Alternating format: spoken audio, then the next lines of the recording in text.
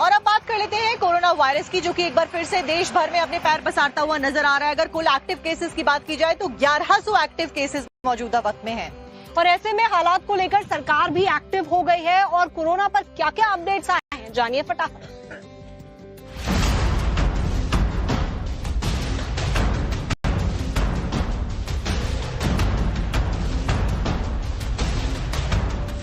शहर शहर फिर कोरोना का डर। बढ़ते कोरोना केस, संकट में आएगा देश। 12 मरीजों की मौत, कोरोना बना आफत। देश में कोरोना केस लगातार बढ़ रहे हैं। दिल्ली, यूपी, राजस्थान, महाराष्ट्र समेत तमाम प्रदेशों में कोरोना के मरीज हर दिन निकलकर सामने आ रहे हैं।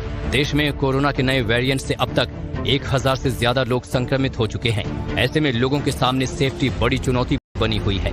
पूरे देश में केरल और महाराष्ट्र से इस बार भी तेजी से कोरोना केस सामने आ रहे हैं। तमाम राज्यों के कोरोना मरीजों पर नजर डाली जाए तो देश में कोरोना से 12 मरीजों की मौत, कोरोना के 1100 से ज्यादा एक्टिव केस।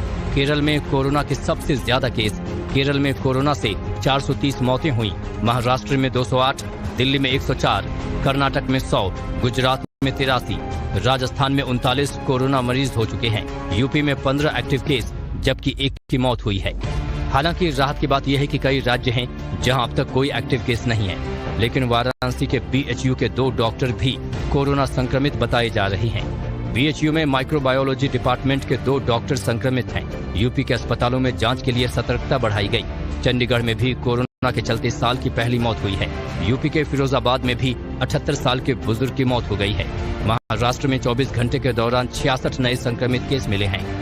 जैसे जैसे कोरोना केस और मौत का आंकड़ा बढ़ रहा है, प्रदेश और केंद्र सरकार लोगों की सुरक्षा को लेकर तमाम इंतजाम में जुट गई है।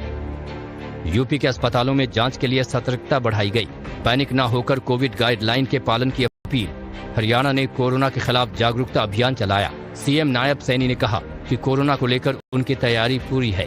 झारखंड सरकार ने सभी मरीजों की छुट्टी कैंसिल की है।